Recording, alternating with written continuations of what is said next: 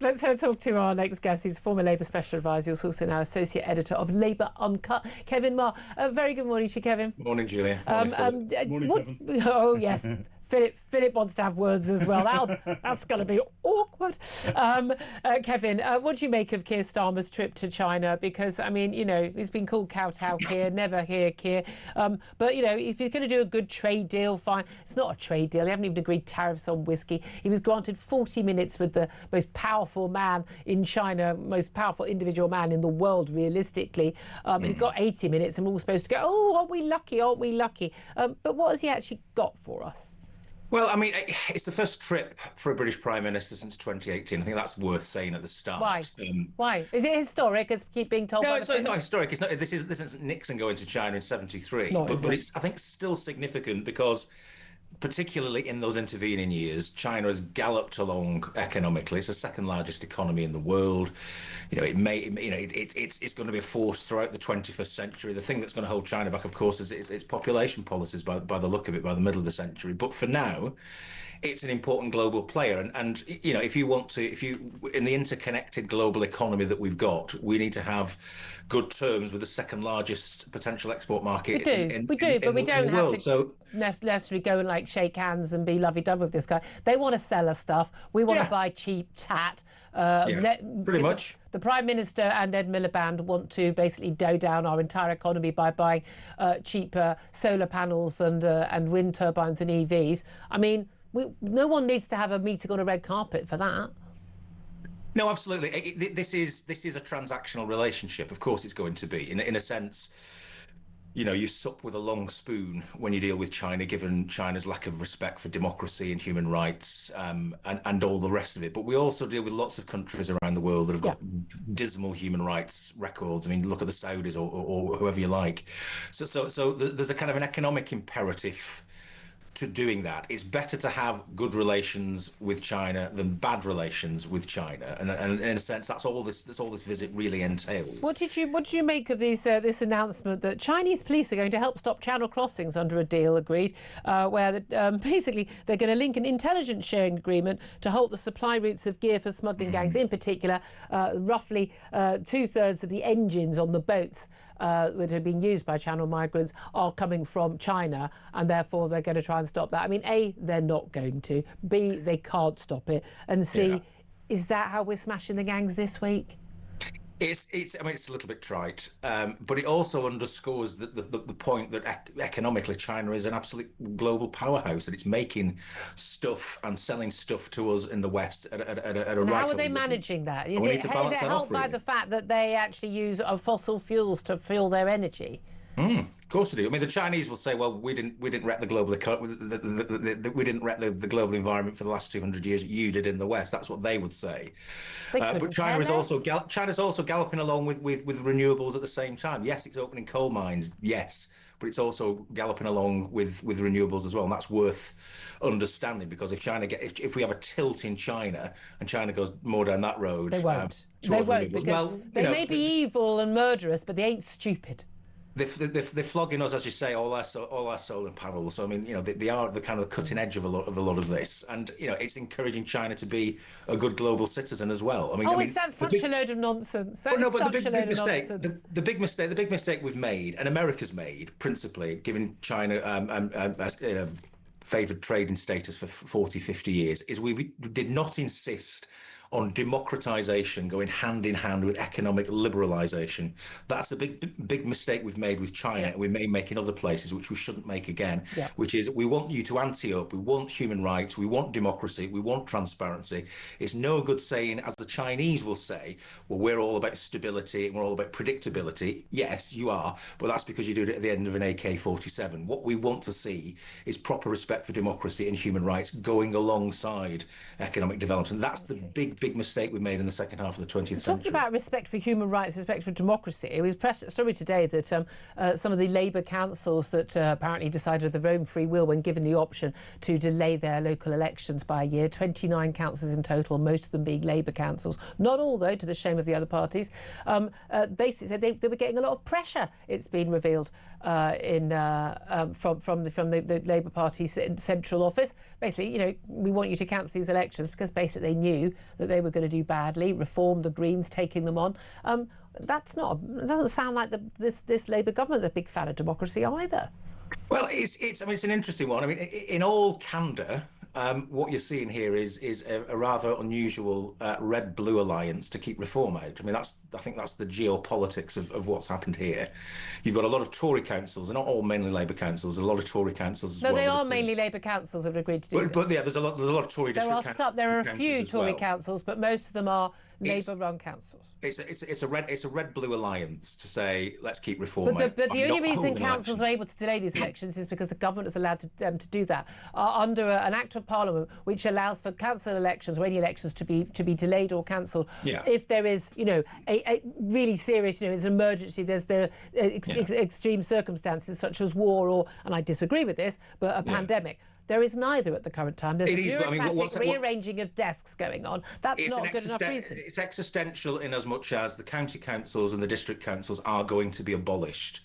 So yes, we can have elections to them. They exist right now, of course. So do we have elections to them now, which cost money, or do they're going to be scrapped in the next 18 months anyway? They will disappear. New councils will emerge, at which point the counties and the districts will get squashed together. It'll save an awful lot of taxpayers' money, and there'll be fresh elections to the new councils. That's essentially what's going on. Now, what should have happened, and I take this point, Julie, what should have happened is the government should have said to Whitehall, get your backside in gear, make sure this is sorted, because I do not want to be a minister cancelling elections. So get these new councils in place. Let's have elections to the new councils, PDQ, and make sure we hit that deadline. And it's not happened because lazy civil servants haven't got it sorted. Well, I'm not entirely sure then giving them an extra year is going to be the answer. But again, at the end of the day, the idea that lazy civil servants and incompetence is allowed to delay local democracy is unacceptable. I agree. But the government has allowed it to happen. And again, the government that claims they care about democracy, what about the democracy of Labour Party members wanting to stand in a by-election and being blocked from doing so? Andy Burnham, he's given his first interview to BBC Radio Manchester, talking about his decision to stand for the Labour Party in the Gorton and Denton parliamentary by-election. He said he wanted to fight the politics of reform, and he said it was very hard to be blocked from standing. It does appear that there is absolutely no love lost. There's a lot of queries over claims that have come out from the Labour Party about he was told he was going to be blocked. Should he have been blocked? Yeah. No, he shouldn't have been blocked. He should have been allowed to stand. Andy Burnham's a huge asset for the Labour Party. If he'd have been the candidate for this by-election, there wouldn't be any talk about whether Labour will lose a by-election. Andy Burnham would have won it at a canter.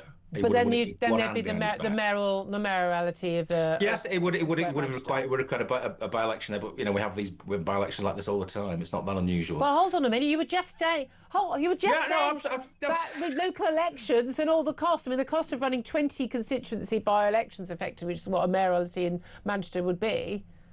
It's one by-election across Greater Manchester with councils that are already having elections in May anyway, so it's effectively an extra ballot paper on the polling booth. Fixing an election, pretty much isn't it, really? Andy should have been allowed to stand. I mean, the context here clearly is what happens in May. If the opinion polls are correct, given where Keir Starmer's popularity ratings are, and as I say, they sit at the bottom of the Mariana Trench at the moment. But given they are bad, and if the election results in May in Wales and Scotland and across all the councils in England are very, very bad, it is very likely, on the basis of political physics, that Keir Starmer will face a challenge to his leadership. But not by Andy Burnham now. That's well, not by Andy Burnham. I mean, this was the context where a lot of supporters of Andy Burnham, clearly in the parliamentary party, that wanted Burnham in there to play a role potentially post-May, and that isn't going to happen. Now, cui bono, who benefits from this? I suspect West Streeting probably does, and a number of other people that will think the field is clear, because Andy Burnham would have been that centre-left candidate. Talking of poll rating, something that's not going to be helping the Prime Minister is his absolute obsession, it would appear, in his past as a barrister. Nobody's to think when he was a human rights barrister, his views have changed, to basically persecute British troops, particularly those in Northern Ireland. But we know that in terms of policy now, allowing Northern Ireland veterans to basically be able to be basically, challenged and put on trial again and again and again for actions during the Troubles, even when they've been found innocent again and again.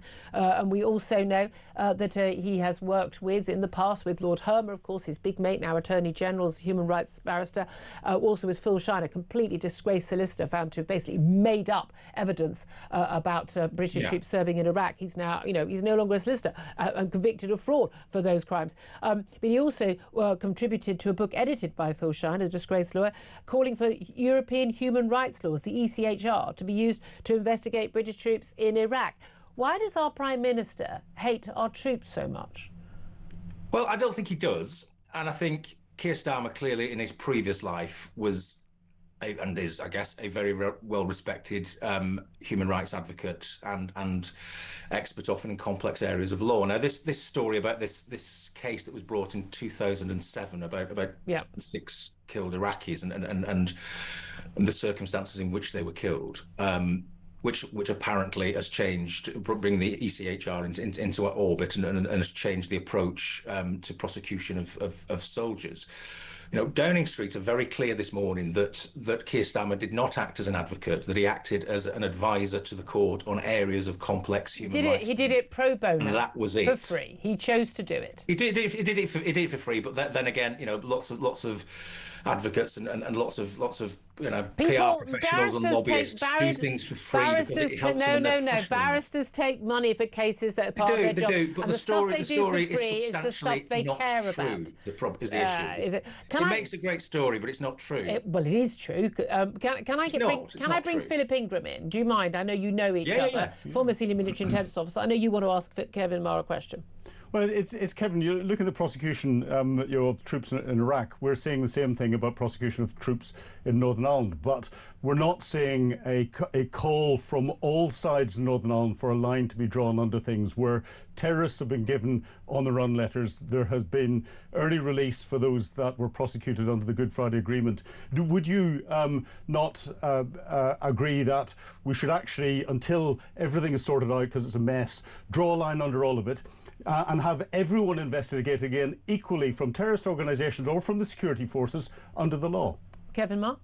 I have long written and advocated that there should be a proper truth and reconciliation process to end the situation in Northern Ireland. Truth, I think, is paramount. I don't speak for any of the victims on any side, so it's important that if they've got a view, I don't try and diminish that view. If you've lost loved ones, that's that's very personal, clearly. But I think in terms of the politics of this, it's a mess. Of course, it's a mess. It's in nobody's interests to see people in their 60s, 70s, 80s put in jail. We're not seeing that. It's worth saying, but the potential is there. Whether you're an ex-IRA guy or an ex-loyalist or an ex-British soldier, it's not in anyone's interest to see that happen. And I don't sense anybody saying that's the result I want to see. But it's only happening on one side. It's not happening on one side, clearly, because lots of loyalists and Republicans went to jail for a very long time. British soldiers didn't. Since the Good Friday Agreement, their killings were not investigated in the 1970s. That's the issue. Yeah. Now, let's bring it to a head. Let's get to the truth. Okay. And that includes Republicans, it includes loyalists anteing up to, particularly to issues that have not been resolved, but the British state, and that, I'm afraid, is always the blocker. Okay, we're going to have to leave it there, Kevin Meagher. Thank you. I know you guys both want to go hammer and tongs, I know, but 10:50.